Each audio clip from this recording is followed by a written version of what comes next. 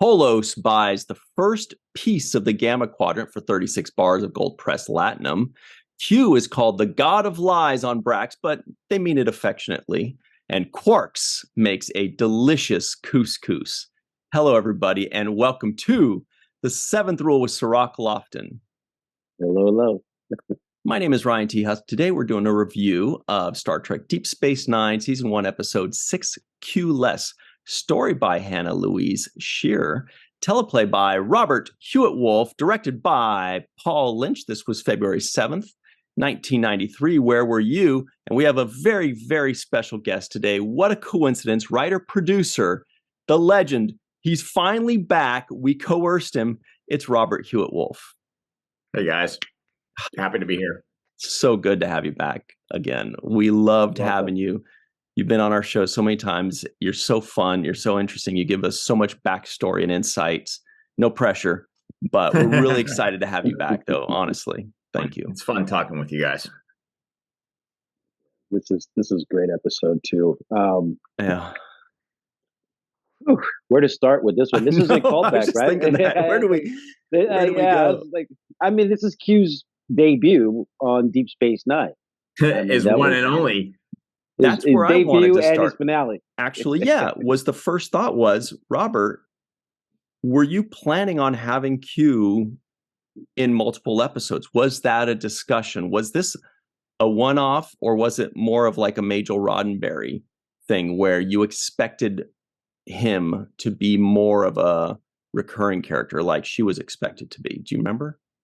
Yeah, I mean, just some background is that I wrote this episode as a freelancer. I was not yet on staff. Wow. So and the episode story was by Hannah Louise Shearer. So like I was handed the story essentially. And so it wasn't really that I wasn't really part of those discussions, but I was certainly there when we broke the story and during the writing and rewriting process, working with the staff. And I would say, I think we thought we'd have Q again. I think we thought we would get more of Q and that this was just like a first taste and that he would have a relationship with Sisko that was different than his relationship, sort of obviously more combative and a little tenser than his relationship with Card, although they have a lot of tension in their relationship too, but just that Sisko's a different dude, right? Mm-hmm. And then, I mean, I don't know whether you guys might not know this or not, but basically they decided not too long after this, as they were starting to ramp up Voyager, like a year later, they decided that Q would be a big part of Voyager, Q and the Borg. And so we were basically told we couldn't use Q and we couldn't use the Borg. Which, I mean, honestly, the Borg hurt more than Q because, Sisko's backstory was so about the Borg. Right. But that was it. So that was the declaration, and so we were told we couldn't use him anymore. I mean, in exchange for that, we got the entire Alpha and Beta Quadrant. So we got Klingons and Vulcans and Romulans and the Gamma Quadrant. And the Gamma Quadrant. So we got 3/4 of the galaxy in exchange for Q and the Borg. And so that was fine. I enjoyed. I like John Delancey. I mean, obviously, Q is a great character. John Delancey is a delight to work with. I used him later on in Andromeda when I had my own show. It was fun to write for him. But yeah, it was kind of, it ended up being a one-off. So it goes. Question, Robert. I have long since had this question in my mind about what is the dividing line between teleplay by and story by. Sure. What is that like? What do you get handed to write the teleplay? On Star Trek, it depends on the show, but on Star Trek the story documents were like 5 to 7 page double spaced documents, Word, And so that's a certain amount of information, but it is just like the big beats of the story. And then whoever writes the teleplay breaks the story with the staff and creates the outline and then the script. So some shows the outline is the story. Some shows it's the story document itself. And so what I got handed was those are usually was 5 to 7 pages. Like a 5 to 7 I got page a 5 to 7 page document. I'm not sure why Hannah didn't end up writing the script, because obviously I wasn't part of that decision process, or what, I don't know what was going on with her. But I got handed her story document, and then they asked me what I would do with it, and I sort of pitched out some things. The biggest thing that I sort of talked about was that there was an entire fifth act where they went back to the Gamma Quadrant with that egg, Oh. And it kind of felt like once you knew what was going on, the story was kind of over, and it was time to end it. And so that was my big thing, was like, I don't think we need this fifth act at all, guys. Like, let the thing hatch. It can go back through the wormhole by itself. And then they the staff agreed. So that was probably the biggest single change. Mm-hmm. I mean, it makes sense, right? At that point, that's right. That's right. the end of the episode. The rest is just, extra or fun or interesting or leading into something further maybe, but it has nothing to do really with the story. Yeah. And once they were back in the Gamma Quadrant, Q and Vash weren't part of the story anymore. And whether rightly or wrongly, they're sort of the heart of the episode. So, and then once that story is done and you've identified the menace and you've gotten rid of it, the fun of the episode is basically done too. So that was my 2 cents on it. But yeah, that's the difference. And then just in terms of, this is really deep in the weeds, but the Writers Guild considers the story a third of the work and the teleplay 2/3 of the work. So if you see written by, that means the same person did the teleplay and the story, and they basically did the whole episode. If you see story by, that's saying that this person originated the idea, they did the initial story work, and then teleplay is the person who actually wrote the episode, the script. So you gave us another nugget in there, Robert, which was you were hired on as a freelance writer.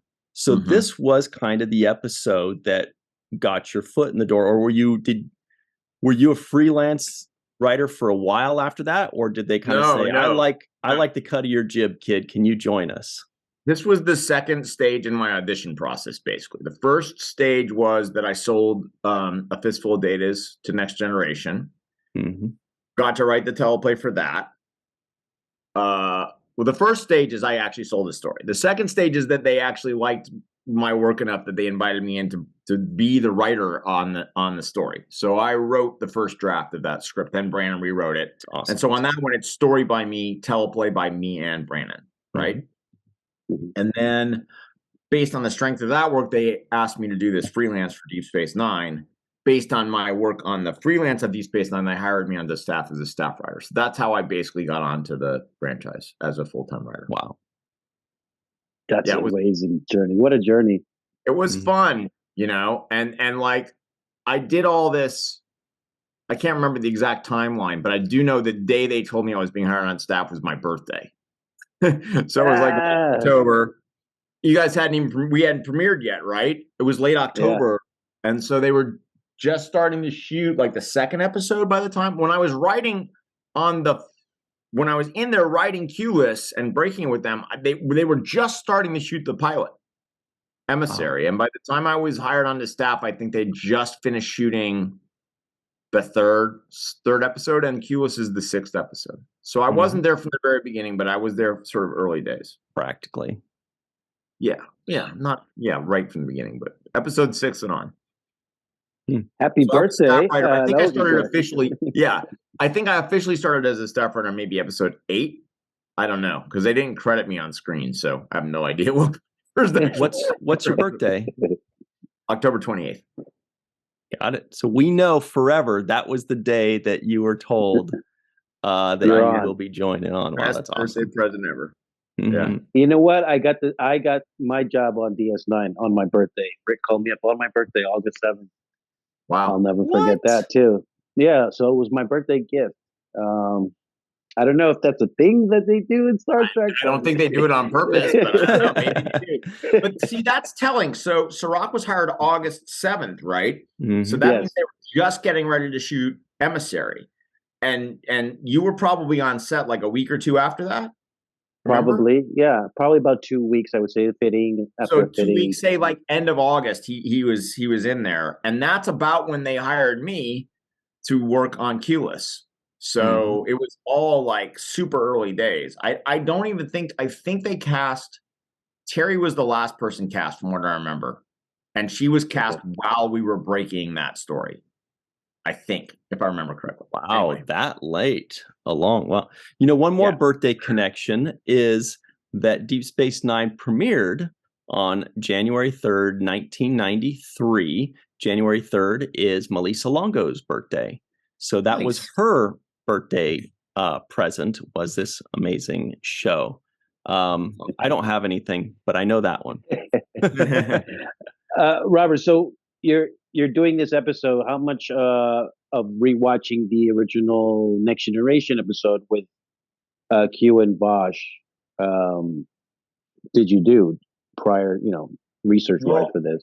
I had been watching reruns every night of Next Generation. They were on at midnight in Los Angeles at the time, I think, or 11 o'clock at night on like channel 13 or something. So I was watching them every day to get up to speed to write Fistful of Data. So I think I did see Cupid, I think it was, in the course of that. And then what they did was because it was back in the day, there weren't like videotapes even of these things lying around that they could give people, Right. So I think they gave me the scripts for the Q episodes to reread. And that was all I really had were those scripts, if I remember correctly. And this is 30 years ago, guys. So I'm doing my best. I can't believe you got hired on as a 7-year-old too. That must have been really. Yeah, I know. You had to go to kindergarten. I just gotten out of kindergarten, and thank you. I wish I were 38 years old. No, there were lines in this episode that I had to write down that I just thought were amazing, and hat tip to you because you just knocked it out of the park. I love when Q describes Picard as that self-righteous do-gooder. And you would like that, Cirroc. I did like that a little bit. He took a shot. Yeah. It was a tasteful shot. It was tasteful. Rewatching it, I feel like, and this is like only episode 6, and I totally get why. And I didn't come up with this story, but it really is an episode about Q.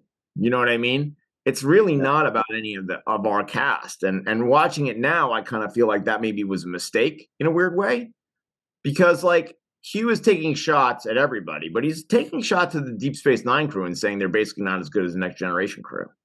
Mm-hmm. And he's supposed to be an a-hole, so whatever he says is supposed to be wrong, but the audience knew Q better than they knew our characters, Right. And so for him to say that, and the whole dynamic essentially being like, let's see how Q plays with our people, I don't know. I'm not sure it was the right thing to do in retrospect. That's a really good point. The greater health of the show. Yeah. It was the job they gave me, and I did try to have a lot of fun with like, oh, you were one of the little people with O'Brien and stuff like that, to take the shots there too. And Picard never hit me, and I'm not Picard, which is probably my favorite moment in the episode. Yeah, it's a big one among fandom. It's one of the biggest. That meme is great, Yes. And then I love the meme like Q shows up on Deep Space Nine. Sisko punches him in the face and he never comes back, which right. Is fun. But the end of that scene is you're not Picard, you're much easier to provoke, and I thought that was a kind of there were some digs that he took that I was gonna highlight, and you're highlighting them. One was when, like, the first thing Q says when he sees Sisko is Starfleet penalizing you, or did you ask for such a dismal command? That was his first words. And it kind of stung because it was a little bit true, right? It was. Yeah. Sisko didn't like that. But also, like, again, in retrospect, like, is that the best thing to say to the audience in episode 6?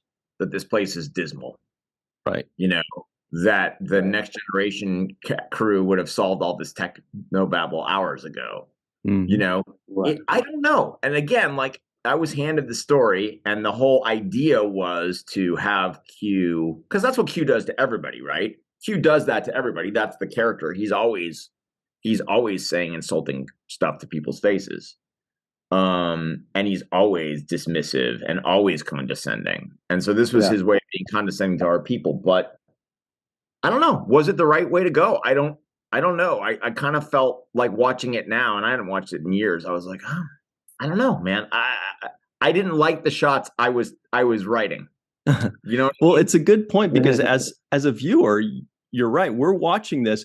We haven't had enough episodes to sink our teeth into these characters to when Q insults them, we can say, no, they aren't. No, they aren't dumb. Right. No, they aren't this. I've seen them for 40 episodes. I know that he's full of shit.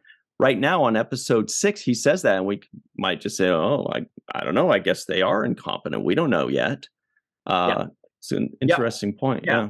Here's the meme you were talking about, Robert. It's got a picture of Picard. It says, quoted Shakespeare at Q, lectured Q, berated Q, was annoyed by Q for 7 years, had his girlfriend stolen by Q, and then Janeway yelled at Q, insulted Q, lectured Q, was annoyed by Q for 6 years, had to mediate a civil war, had to watch Q's kid, and then Sisko punched Q in the face, never saw him again. Yeah, and that's sure, But the other thing people don't talk about is, like, Q punched him like 3 times before that, really baby, like comical punches, little jabs and whatever. Yeah. And Sisko really, act like he's particularly hurt by it. He's more annoyed by it, but like, But yeah, that bit I like. The fact that that's sort of what the memory that's in fans' minds of the episode, I do enjoy, But look, I mean, Sisko is a man of action. In retrospect, is the fact that he dealt with Q sort of violently at a moment, right? I mean, the real thing he does is he kind of like convinces Vash to go to the Daystrom Institute and like re-embrace her Federationness, That's really the win at the end, Punching Q in the face was just like being annoyed to the point of like finally punching him in the face. Well, Robert, you said that you don't like the way you maybe in hindsight could have done some different things. Would you have had Q put them in a situation similar to what he does in Next Generation and have Sisko argue his way out of it the way that Picard does? Look, if they had not handed me a story about Q, and also, look, I was a young writer and like, I didn't know what I was doing. But if I had to do it over again, and look, I think people remember this episode fondly. It's a fun episode of television. It's fun. Yeah. But like in retrospect, if I had to do over again, I probably would have done something more like that. I probably wouldn't have had Vash there at all. Like, she's lovely, and Jennifer Ettridge is terrific and funny and, a great presence. But it becomes her episode. It's really her episode. A character we're never going to see again. So I would have tried to figure out a way to make it more like, a Sisko episode where he was the one with the main relationship with Q, where Q was trying to recreate this relationship with Picard, and it was going off in different directions than Q expected, and where Q is then becoming more maybe malevolent and escalating in ways that he wouldn't do with Picard because of his, narcissism. That would be a great way to introduce these characters that are new to us. Is we've seen how Picard's crew deals with Q. Now Q tries to toy with his favorite humans, species or whatever with these guys, and Sisko and his crew deal with him in a completely different manner, more of an extension of the punch in the face, kind of just reacting differently. And then we learn more about their crew and how they're different from the Enterprise crew. Yeah. Yeah. I mean, like, I just feel like, look, again, like, this is 30-year hindsight, and this is also, this is the episode that launched my career in a lot of ways. And again, it's fondly remembered, but it's just like, it was just struck by that this time watching it. Who I was today, sitting there watching it, was like, did this sort of feed into the early fan sentiment, some of the early negative fan sentiment? I'm like, there's lots of people who love the show right from the start, but there was also we got a fair amount of like fan discontent at the beginning too. It's not a starship. They're not going anywhere. It is dismal. You know what I mean? And then my other thing is, like, there was way too much technobabble. I mean, I even called out the word technobabble. I might be the first person who said it on screen. I was going to say that you have to be the first. Yeah. It's the first appearance of the word technobabble. I don't think it's ever been used prior to this, and I think you should get super credit for that. Where's the technobabble? Who else wrote that word? I don't remember that being a word before that. I Not don't in circulation. think it. I think it was something that was discussed internally. It was a word that was talked about in the writers' room on Next Generation and Deep Space Nine, and I'd been in those two rooms. But it just struck me as such a great word, and something that Q would certainly talk about. But like, part of the issue with that script was also that, like, Rick specifically, coming from Next Generation, where like the science was a big deal in a weird way, like the science was a character, and that. So he was pushing for more and more and more of that, the graviton particles, the cuts away to the bridge, and all that stuff. And it was just like, there's no character there. That's the problem with technobabble.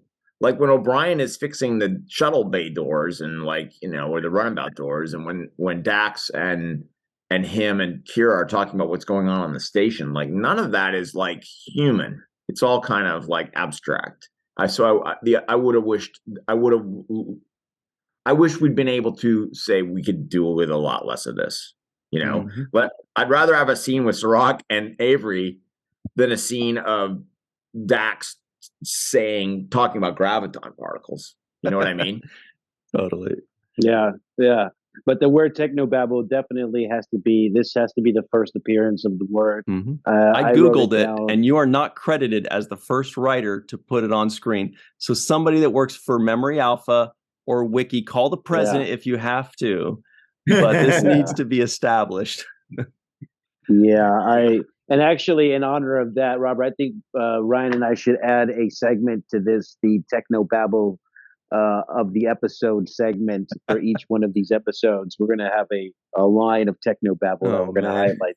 For me, is that ganglionic, comprehensible line of, like, pre-ganglionic and post-ganglionic nerve ending. Oh, that was, I will say I enjoyed that scene a lot. I think Michael wrote most of that. Like, that was mostly Michael. One of the things that's always kind of like that like slightly annoyed me then, and like I eventually corrected, was like the mistake that he makes, the pre-ganglionic fiber and the post-ganglionic nerve, or whatever it is. Not a real mistake that you would make.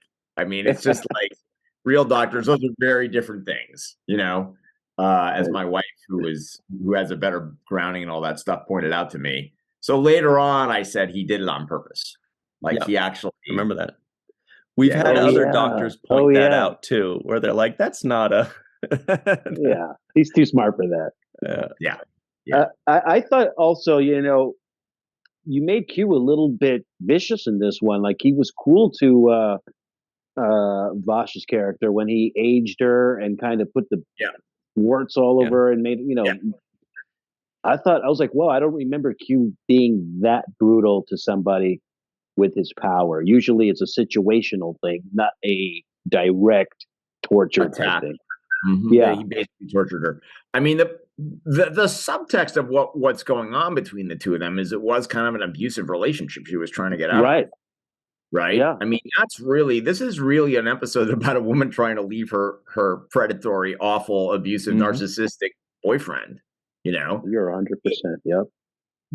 Like, I don't think their relationship was sexual at all, but I think he treated her like a pet, and sometimes he was negligent and sometimes he was cruel.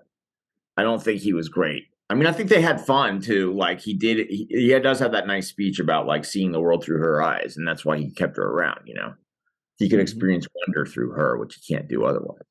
But yeah, I do think he was cruel to her. I do think he was both like neglectful, casually cruel. You know, he would probably dump her places for weeks at a time because he was bored or went off to do something else. You know, him and Gul Dukat could really exchange stories about being cruel to women.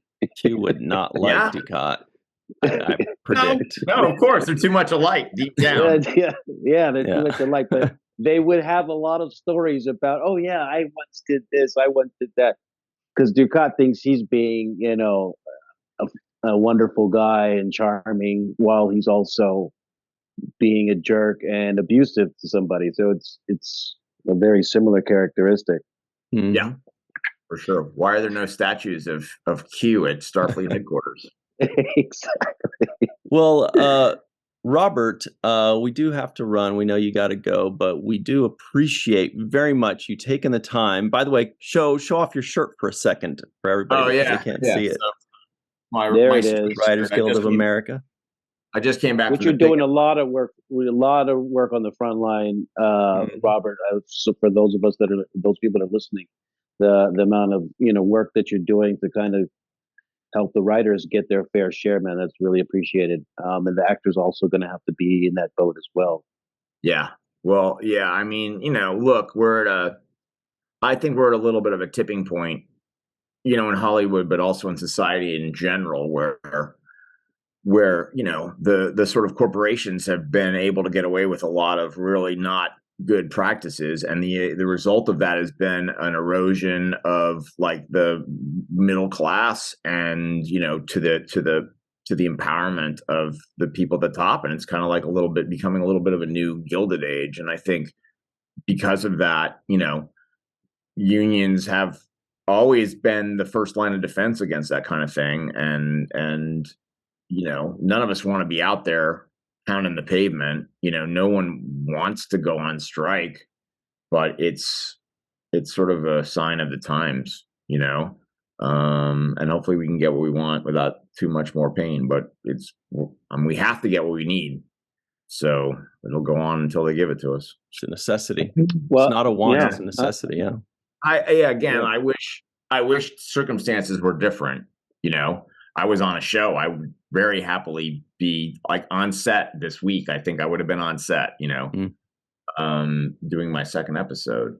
But yeah, we're just at a time when the corporate abuse of power is very, very high right now, and it's causing some pretty bad economic disparities. And so when that happens, the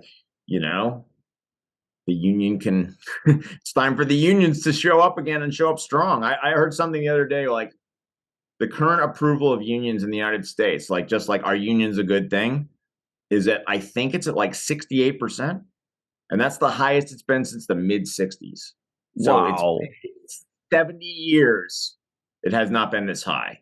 And I think that that's just a sign of like a lot of people are getting a raw deal. And, look, we're a very blessed profession, and we do make decent money, but like, so should everybody. And, we need more because we're getting less than we were. Our pay is way down, across the board. And you're making Ram and Lita proud right now every day. And you're making us proud, and we're all rooting for you.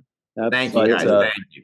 Everybody at home, to get more information on that, follow Robert Hewitt Wolfe on Twitter. That's Writer Geek RHW on Twitter or Tumblr. Actually, because of other corporatization issues of Twitter. Follow him on Tumblr instead.